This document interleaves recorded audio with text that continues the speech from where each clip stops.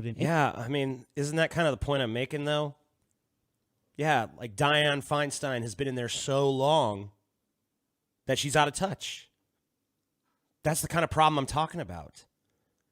Why do you think, how do you think she got that way? It's because a bunch of zombies go into their polling place, see the D next to her name, and go, she's D, I'm D. Put her back in there. Keep putting her back in there. It's like I'm a gambler, It's like a gambler who keeps hissing his money away in the same slot machine. Cha-ching, cha-ching, cha-ching. Man, I just ain't winning. Cha-ching, cha-ching. Your money's, it's vanishing before your very eyes. You're doing the same thing over and over again, expecting a different result, which is, according to some people, the definition of insanity. Okay? And as for this idea of, this would make sense in a vacuum, but it doesn't make sense in a world where there's opposition. Like, when is there not opposition? I don't. Well, whatever. You're gonna get more into that stuff in a minute, so we'll address that as it comes. But yeah, I mean, when you talk about the out of touchness of these career politicians, that's part of what I'm rebelling against by not voting, dude. As part of what I'm saying is, don't cast your vote for this person. Don't continue to just cha-ching, cha-ching, cha-ching over and over again and expect a different result. You're not going to get it. Objectively, no. No, subjectively, yeah, in your opinion, okay, yeah, it's the worst. It's the worst. But objectively, there's no right or wrong between Democrats, Republicans, or whatever other crazy third-party positions you could find out there. It's all just a matter of opinion. Now, there might be different facts. Maybe you could say, the facts back up this position more than that position, and I can maybe agree on that on a issue-by-issue basis.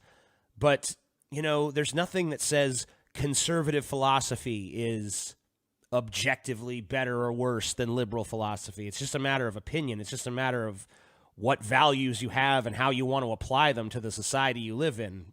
People have different visions of the ideal world. I think most people, when they go to the polls, they have in their head a vision of how things ought to be, how they want things to truly be. And, the vision that you go in there with when you pull that lever, that's your own vision. It has nothing to do with any sort of objective reality. Yeah, no, I'm not making your point for you, because if you know about Dianne Feinstein, you would know that there was just a Senate race in which Dianne Feinstein won 52% to 48% against Kevin De Leon. Now, Kevin De Leon was further left than Dianne Feinstein. He was in no world a perfect candidate, but there was a gap of 4% in which he lost. So the logical conclusion to come to in that case of that small of a gap is not, we just need to stay home and not vote. No, that's not going to get anything done. What would have gotten stuff done is if you were to actually work to go get people to go out and vote, because there was a small gap. So no, I'm not making your point for you. I'm just pushing my point more forward, because you could have got someone more progressive in Kevin De Leon had you had more people voting. So not voting doesn't help take out the corporate Democrats. It makes the situation worse, because the less people that vote, the status quo stays in place. Okay. That's the antithesis of the whole point of the Justice Democrats. It's the antithesis of our revolution, of all these groups that have gotten these people elected. Not voting keeps the status quo in place. It does not make it worse. And I'm speaking objectively from the perspective of a left-winger, okay? I'm not talking about objectively who's right on issues. This is a specific electoral strategy point. What I'm saying is, objectively, if you are a left-winger, there is a party and candidates and politicians who objectively are better in the ideology of a lefty. So I'm not talking about, are the right wingers or left wingers objectively correct on something. I'm saying, objectively speaking, someone like Hillary Clinton is better for left-wing policies than Donald Trump, because she would not have repealed the Affordable Care Act, which got rid of health care for 30 million, which would get rid of health care for anywhere between 20 and 30 million. So that, I'm not saying that people are whether the right or left is objective on certain points. I'm specifically talking about, okay, objectively, who supports your positions more? Who should you vote for? Well, I mean, another thing you have to realize, too, is that I live in the state of Louisiana. So as far as my congressperson goes, it's Steve Scalise. Steve Scalise is my congressman or my senator or whatever that is. And he ain't losing, especially not now. He just got a bunch of some crazy former Bernie supporter just playing baseball. You think that guy's going to lose? Even before he won with 70-something% of the vote over and over and over again. Now that he's been, there ain't no way anyone's voting for anybody else. Not in conservative Louisiana, not in the 22nd most conservative district in America. No fucking way. Not even close. States that aren't in other states. So, but as for the ballot initiatives, I don't know what was on the ballot. But I do know that if I go in there with my liberal sensibilities, whatever I think on those ballot initiatives, they ain't going to pass. You know, I live in one of the reddest of red areas. So me saying I'm not going to vote, even if philosophically I agreed with you, I'm not going to make a difference here. This is one of the reddest fucking places in America. I am a little speck of blue in a goddamn sea of red. So it's not going to make a difference whether mine goes to the polls or not. Just like it wouldn't have, like I supported Obama back in 2008, and I could have registered and I could have voted, but I was living here then too. And I know what Louisiana's go. I know which way Louisiana's going. It's not a swing state. It's solid goddamn red. Over and over again, it's solid goddamn red. Occasionally we'll get a Democratic governor here. That's true, but it's always just like a Democrat in name only. It's always like a moderate Republican. You know, not even a Republican light, which is what I call most of the Democrats, but just a moderate Republican. And just, you know, in Louisiana, they're considered blue because it's such a crazy conservative state that anybody who's just, I'm only slightly conservative. Okay, well, then you're a liberal by our standards. It's like Schwarzenegger. Arnold Schwarzenegger in California, he's a Republican, but pretty much any other place in the country, he'd have to run as a Democrat to win. Because he's not a Republican anywhere else. So that's just how it goes. So there are many things to say about this part. So first of all, not going to vote still wouldn't solve anything, even if you're in red Louisiana. But this is actually a bad voting strategy for quite a few reasons. So you guys know about what happened in Texas, right? I mean, Texas is known for going consistently red, right? They've been talking about it going blue. And basically, once Texas goes blue, they're going to have really hard trouble winning presidential elections because, you know, Texas, electorally speaking, almost wipes out California. If you chunk up to California and Texas, I mean, the Republicans are pretty much done for in terms of presidential elections. But as we saw, Beto O'Rourke came within 2.6% of Ted Cruz. That is insane. And also, he actually got, I believe it was like 12 state seats to flip blue in Texas, which will change more things in Texas as well.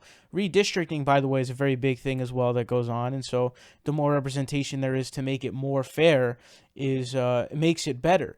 So the idea of not voting because it's some solid red place, that kind of mentality is a loser's mentality that doesn't result in change. If we employed that mentality in somewhere like Texas, well, you know, Beto wouldn't come this close. We wouldn't have flipped a bunch of Texas state seats. And I believe a couple of Texas House seats, actually, federal House seats, also actually got flipped. And so this is the change that we need to make. And there are other areas where this is happening as well. It's not just in Texas. In Florida, we saw Gillum lose by less than 37,000 votes.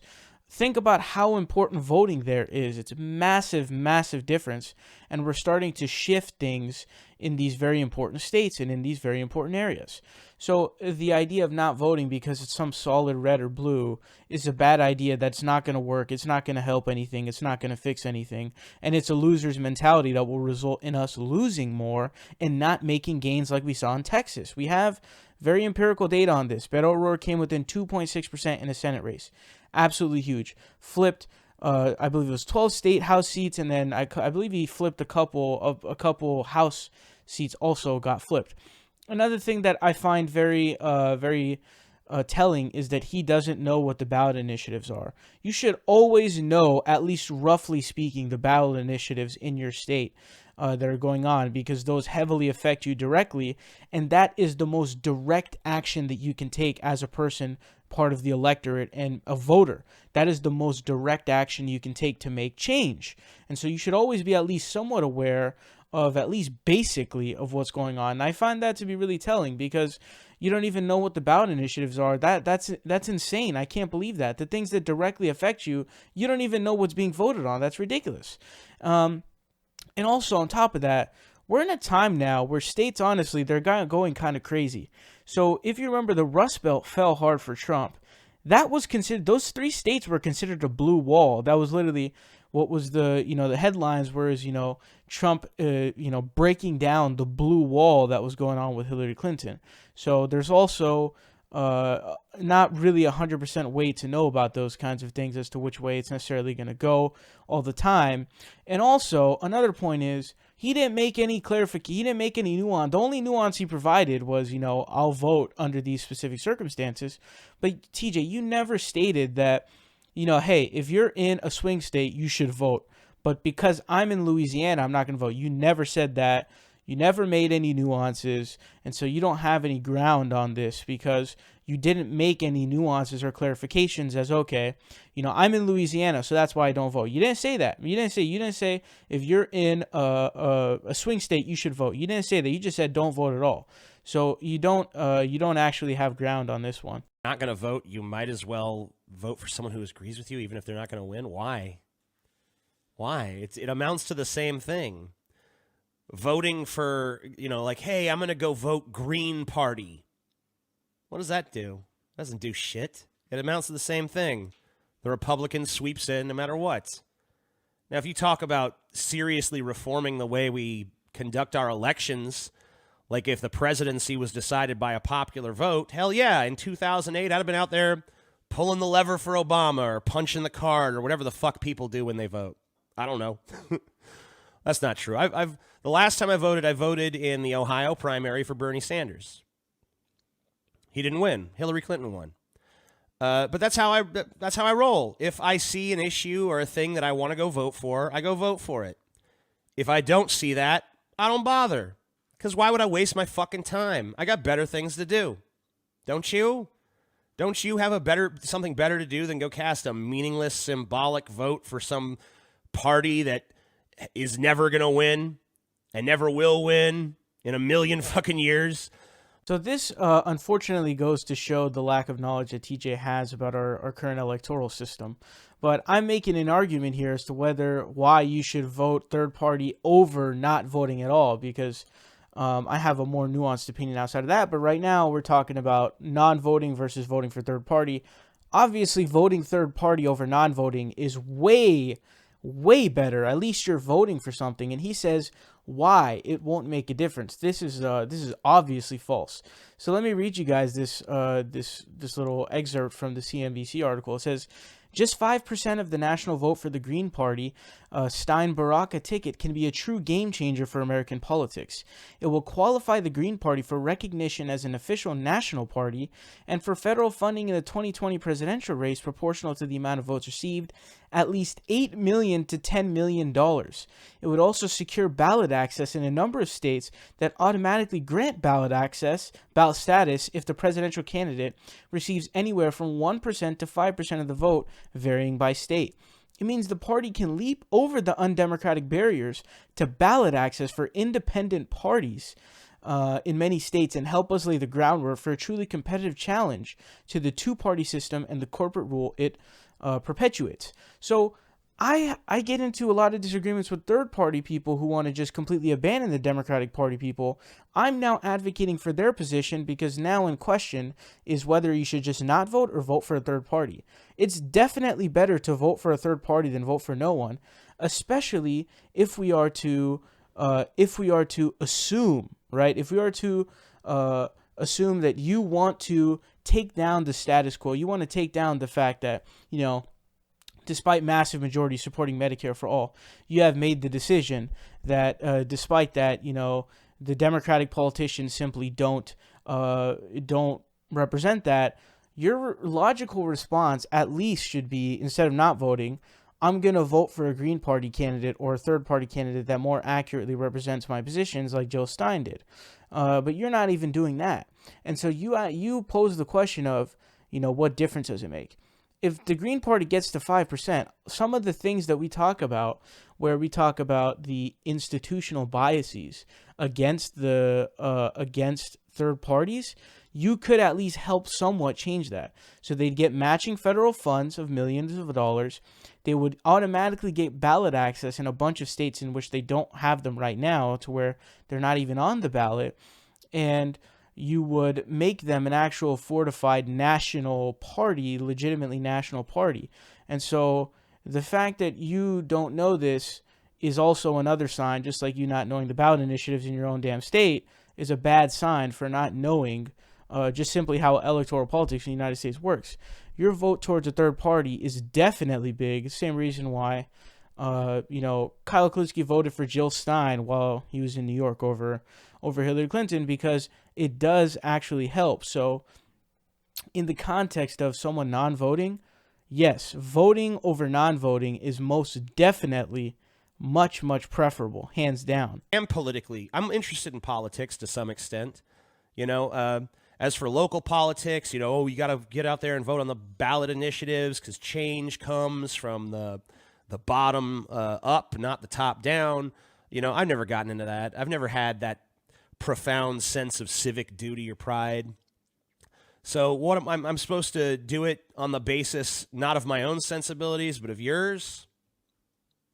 Does that make sense to you? Would you do that?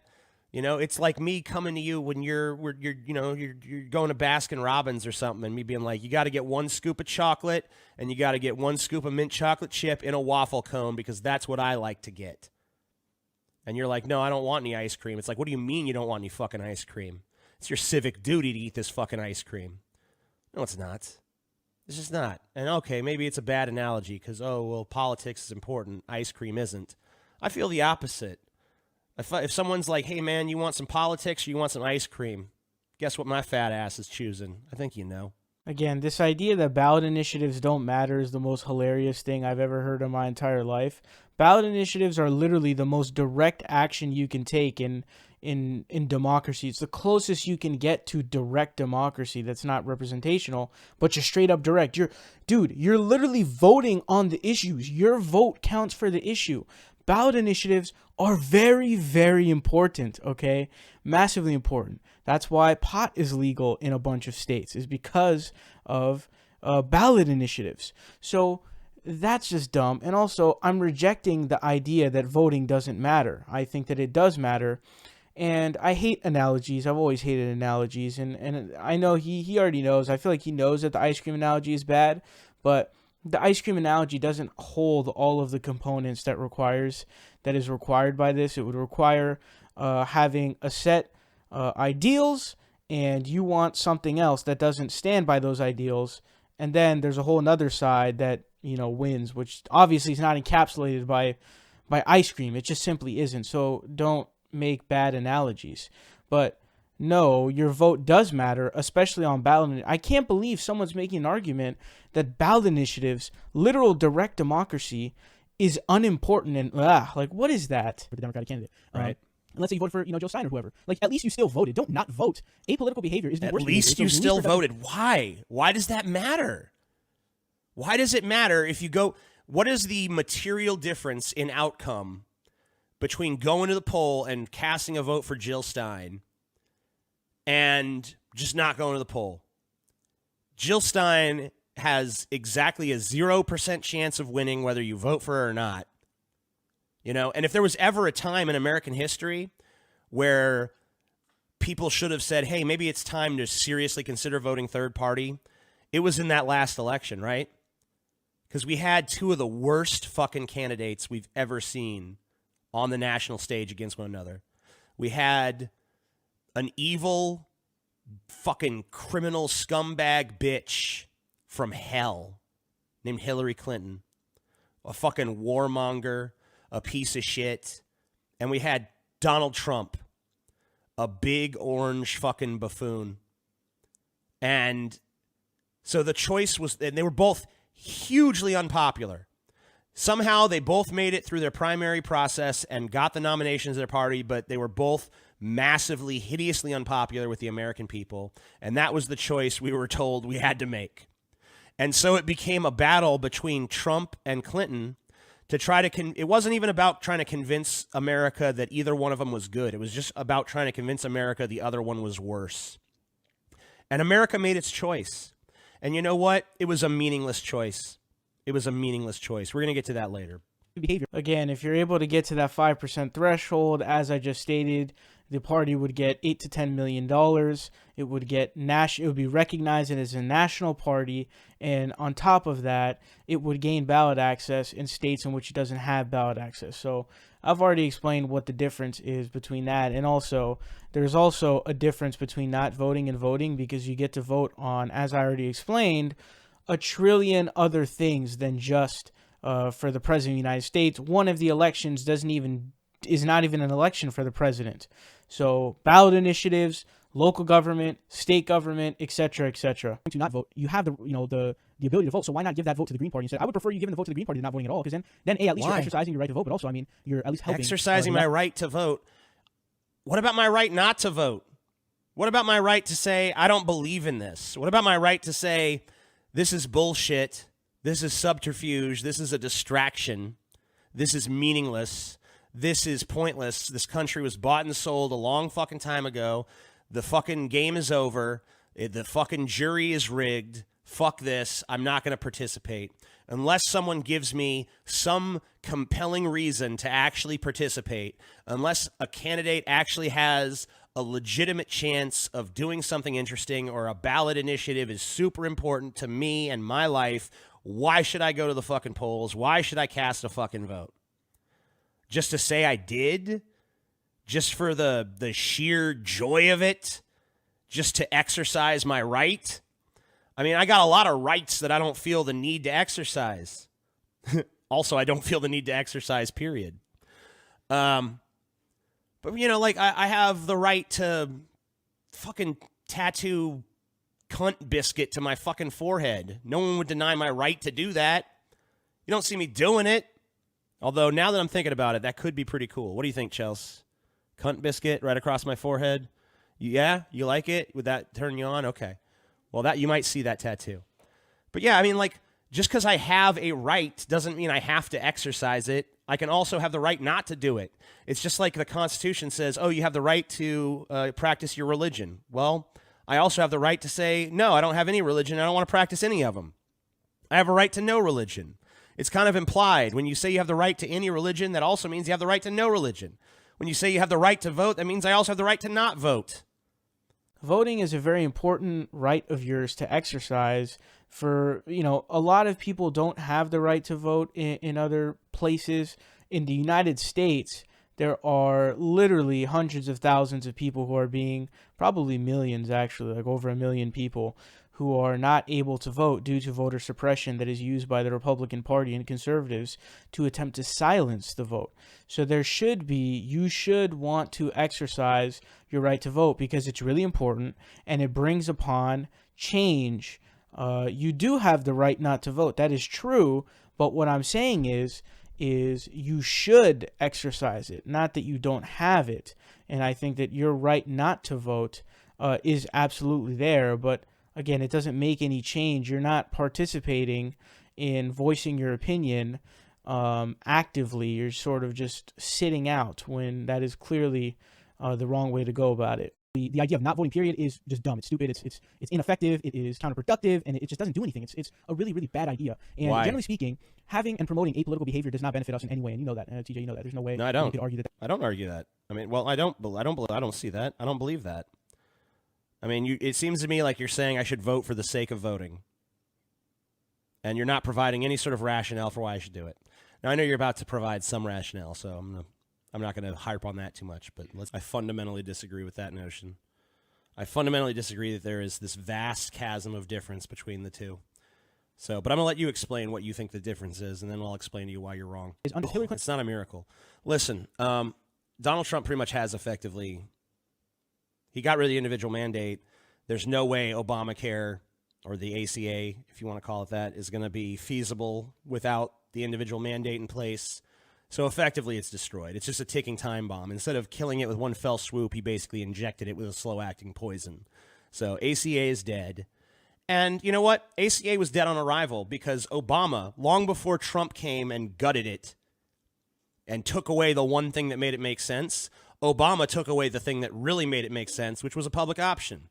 Because Obama did not run on, hey, I'm going to fix healthcare. How are you going to do that, Obama? Well, I'm going to pass some insurance reforms, and then I'm going to make insurance mandatory for everybody. If he'd run on that, people would have been like, boo, boo, your plan sucks, boo. That's not what he ran on. That's not what Obamacare or the Affordable Care Act, whatever you want it to call it, that's not what it was presented as.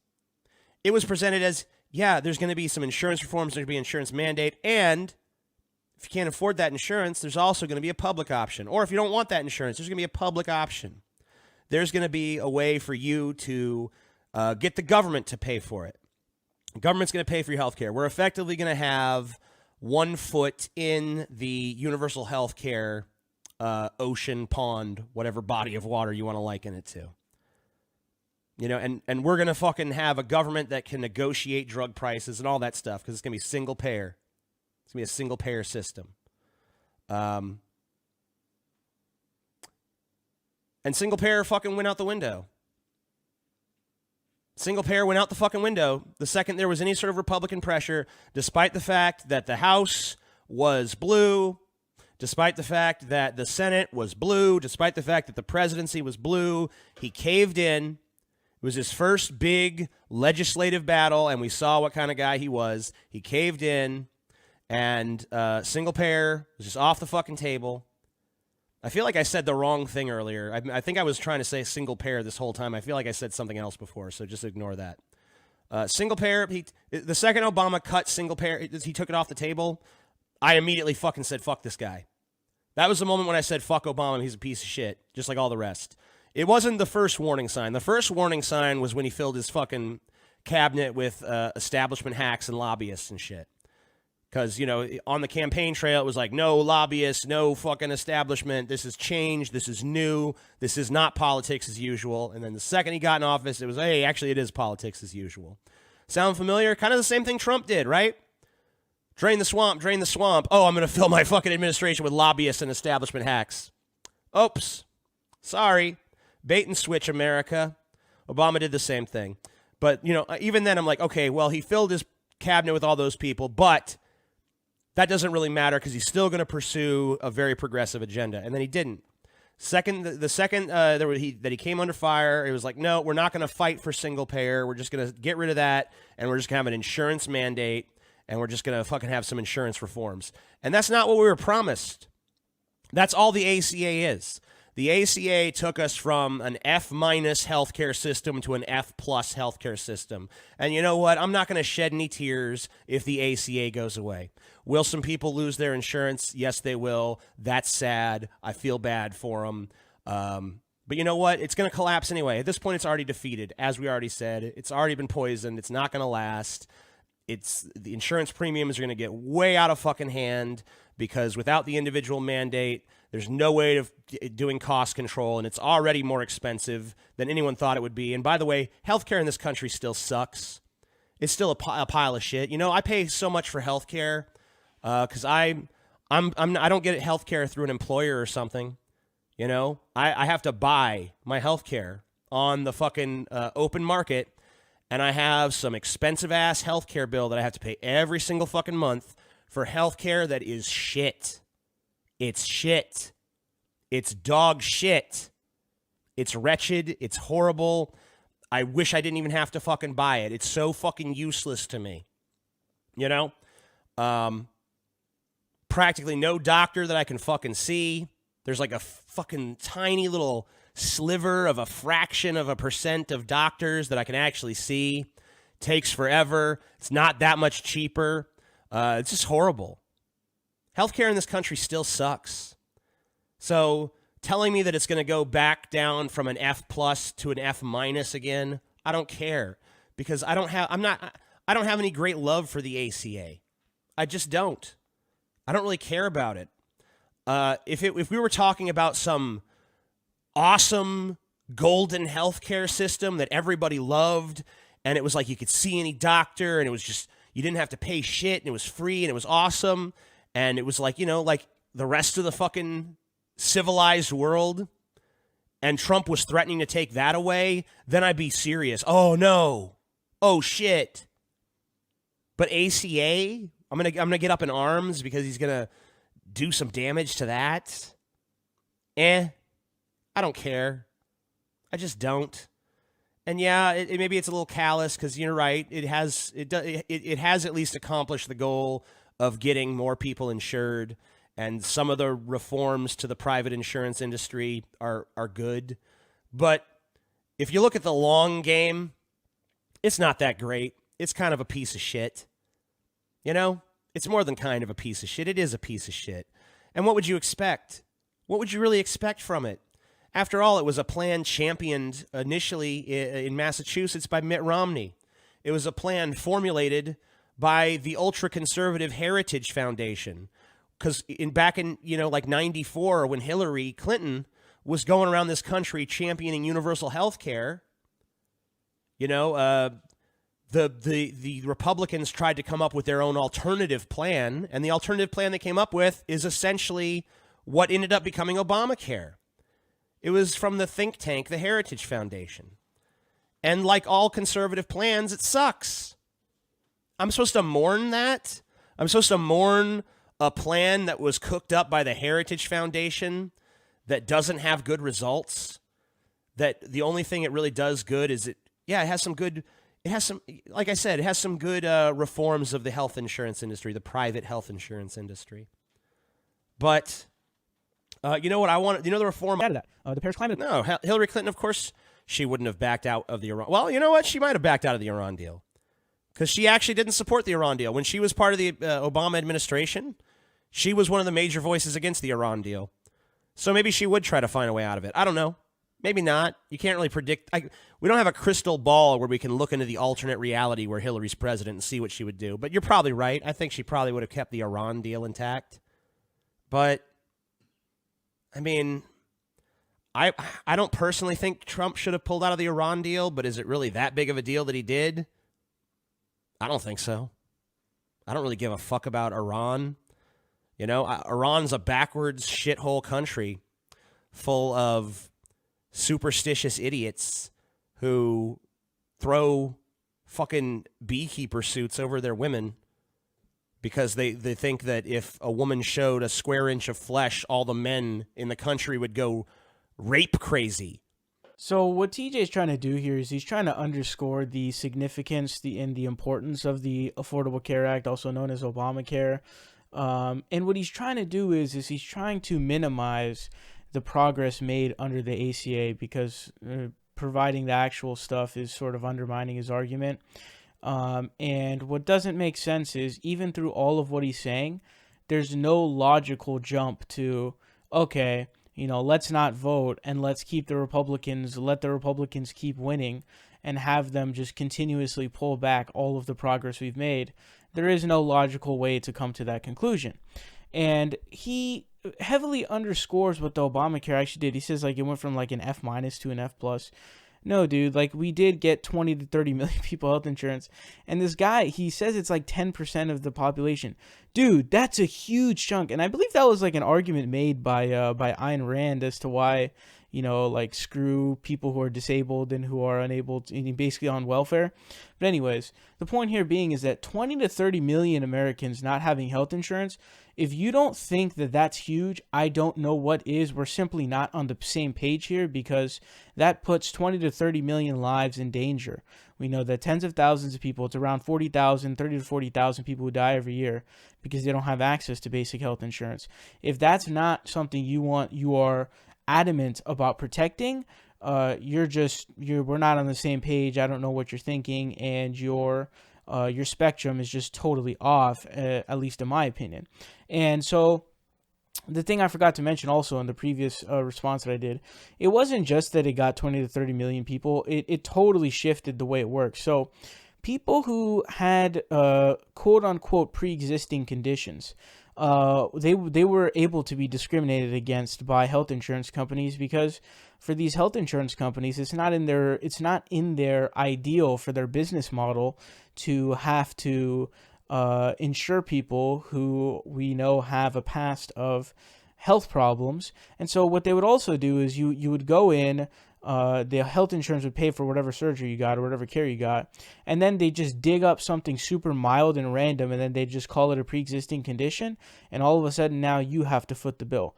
It was almost like Obamacare was almost like a Bill of Rights for people getting health insurance. Another big one, by the way, was you can be on your parents' health insurance plan until the age of 26. So that means if you're a student who is dirt broke, you can actually stay under your parents' health care plan. That was also another huge thing. Those were the two biggest provisions that were absolutely huge for Obamacare. I believe Obamacare also lowered the overhead costs that these private insurance companies were doing. They were spending more on overhead than was what we wanted, and so we made a rule of that to lower it. So it's not just 20, which by the way, just 20 to 30 million people losing healthcare on its own, that's massive, and I am adamant about fighting for saving 20 to 30 million people's health insurance, as well as all of these things. They're challenging, Republicans right now are challenging in court whether or not the pre-existing conditions rule is constitutional. And so these people are fighting, and you're going, yeah, let's not vote. And you're totally trying to underscore the ACA. And he's making the argument because right now he's like, yeah, health insurance is still bad. Right. Imagine, you know how worse it was before, when you could have a pre-existing condition and health insurance companies just straight up deny you. It was worse before. Why would you want to regress to a worse system than we have right now? That doesn't make any logical sense. So you don't want to allow the Republicans to just take control, because they're going to repeal all progress that you've made. It doesn't make sense to do that. And also, I don't understand how you're going to get Medicare for all by allowing them to just strip everything. It's much easier to go from the ACA to Medicare for all than it is to totally strip away the ACA. By the way, the Affordable Care Act's Medicaid expansion was huge. That's where I believe the bulk of the uninsurance will come from. And so it's much easier to go from the ACA to Medicare for all than it is no system of, health with the ACA, pre-ACA, and then jump to Medicare for all. So it doesn't make sense. And not voting is not going to help you make it through that. It's going to just make the situation worse. And the Iran deal was absolutely huge. You're talking about the Iran deal is a huge issue because obviously, we have the whole nuclear weapons issue, but it also plays into a larger thing of our credibility and whether or not you can trust us. Because if we're constantly making these pacts that we break at a whim, what do you think other nations are going to think diplomacy-wise? How are they going to see us diplomatically? They're obviously going to see us in a poor light because, we are not to be trusted. Completely done. It's done for a while. Because guess what? People on the Supreme Court, they're old. They get old, they die. Maybe Trump does change the nature of the court. How long is it going to change? 20 years, 30 years? Who knows? Instead of blaming Trump for appointing conservative justices, or Obama for appointing liberal justices if you're on the other side, why not point out the ridiculousness of the Supreme Court in general? Why not say, hey, you know what's really kind of absurd? That this is just a game of musical chairs, and whoever happens to be president when a Supreme Court seat opens up just gets to appoint someone for life. Yeah, you're good. You're good forever. No term limits, no accountability to the electorate whatsoever. You're just a god. You're one of the most powerful people in all the land, and whatever you say is literally law. And it's like we can't touch that. Why? Because it was, the founders. The founders. still beholden to a bunch of fucking dead guys from 200 something fucking years ago who have no idea about the problems we face today, no idea about the world we live in today. Still beholden to them, still groveling at their feet, still worshiping at the fucking altar, still sucking the dick of a bunch of old, dead, elitist, slave-owning shitbags. Fuck that. Shouldn't that be the takeaway? Rather than, oh, we got to make sure we always have a liberal president, because that's not a solution. You're not always going to have a liberal president. Isn't it pretty fucking obvious by now that we have a pendulum and it swings left and it swings right and it swings left and it swings right over and over and over again ad nauseum throughout the ages? You're never just going to have the president will now be liberal forever and ever and ever and ever, so the Supreme Court is safe for us. That's never going to happen. It's always going to swing back to the right. So you're always going to have right-wing presidents, and they're always going to have the opportunity to stack the court, especially if they just happen to luck out like Trump did and get a really old court. They can fill all kinds of positions on that court. They can stack that motherfucker ideologically with people who are appointed for life that are biased towards one political party or the other. And the same thing is true if you're a right-winger watching this and you're scared of a liberal Supreme Court. You know, what happens when we have a liberal president and like 3 or 4 different Supreme Court seats open up because they're all old and they're all dying off? Then the Supreme Court, oh my God, it's going to be liberal forever and conservatives will never control the court again. And it's just this political hyperbole that both sides engage in. Well, maybe, why don't you fix the underlying fucking problem? Why don't you change the way the Supreme Court works? We can't do it because it's in the fucking Constitution. Oh, the exhausting Constitution that we're not allowed to change even if it makes no fucking sense. Because we're just not allowed to question the wisdom of the founding fathers, because we don't look at them as men. We look at them as mythic figures from a sacred religion.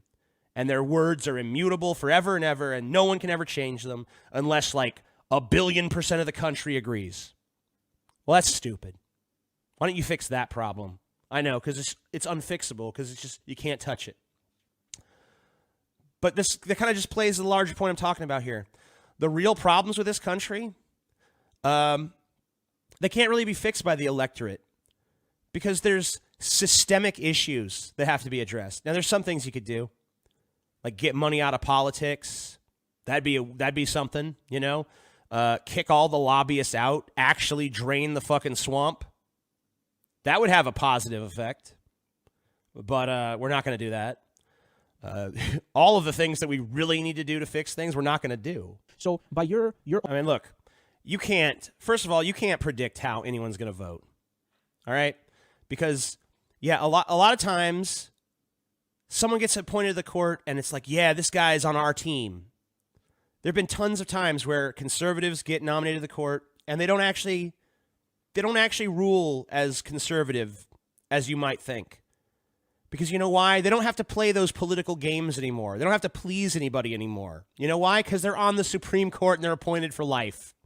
So they're answerable to no one. They're not subject to political pressures of any kind because they're just there.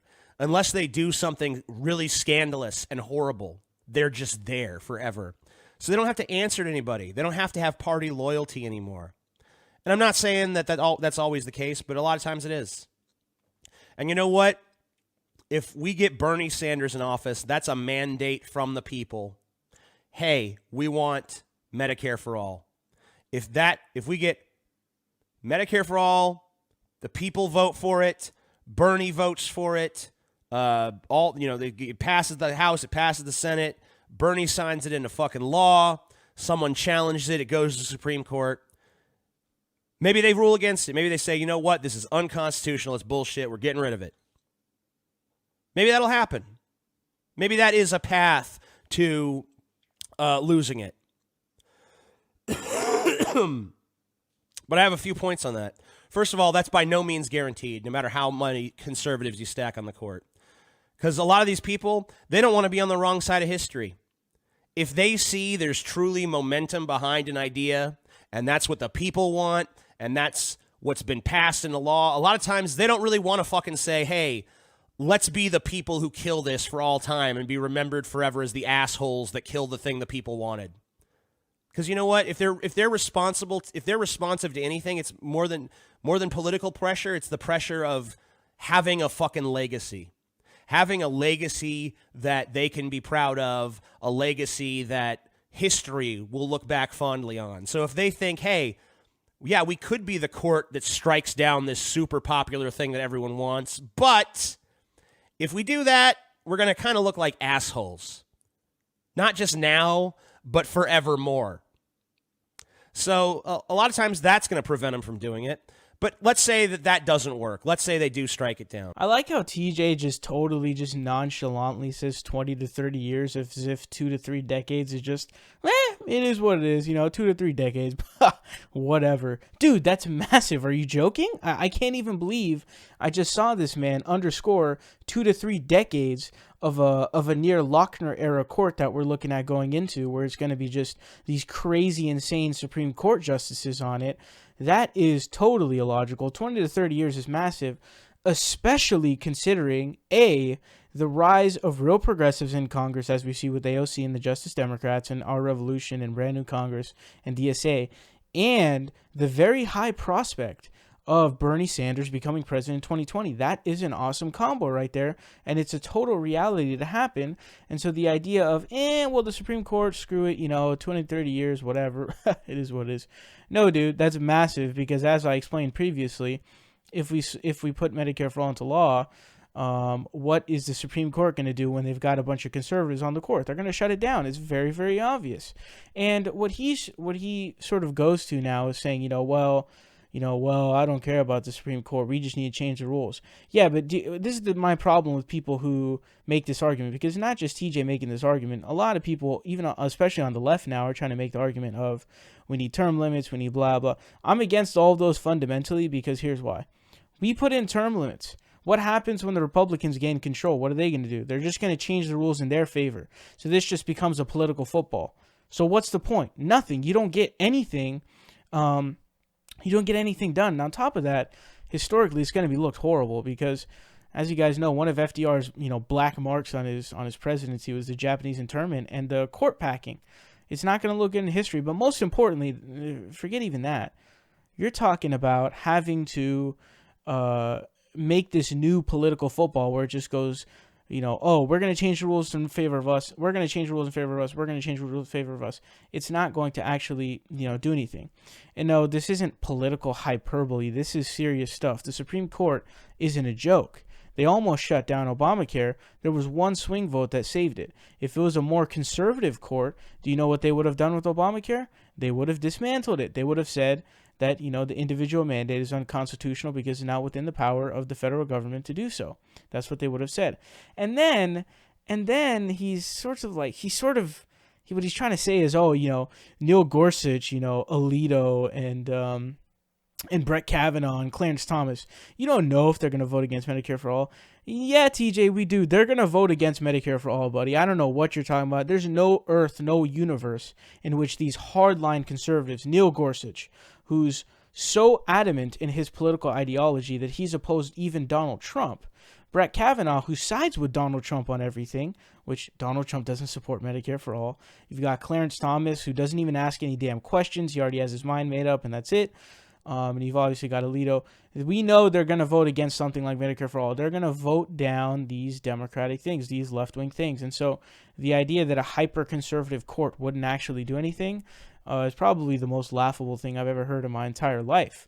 So this is a massive reality for us. The Supreme Court is huge. And again, as I had to keep repeating, look back at the Obamacare case, it is extremely, extremely important. So the Supreme Court is a very big reality. Any difference? Sorry, dude, but 30 million people having health insurance is not a tiny difference. That's a massive difference. That's a huge difference. That's not even close to being a slight difference. And these are the main issues with this idea. It is a slight difference. What do you mean it's not a slight difference? Of course it's a slight difference. It's 10% of the population. Do I want them to have health insurance? Yeah. I want everyone to have health insurance. I want every single fucking person. Well, I don't want to have health insurance. I want health insurance to be an obsolete thing of the past that no one even wants to fuck with anymore. Or at best, it's a supplemental thing for like super rich people. I want the health insurance industry out of business. I want it gone. I want it dead. That's what I want. So if there has to be a little interim of time where 30 million people don't have health insurance, I'm willing to accept that. Whatever you said for putting Trump in office by not voting. And I don't. That's true. But in saying that, you're tacitly admitting that, yes, non-voters are a major factor, if not the major factor, in why Hillary Clinton lost. Well, we know for a fact, we don't know for a fact yet, but we have a pretty fucking solid idea that Hillary Clinton is running again. She's running again in 2020. Now, let's take a look at how she's going to run. You can expect her to run for president once again, they wrote.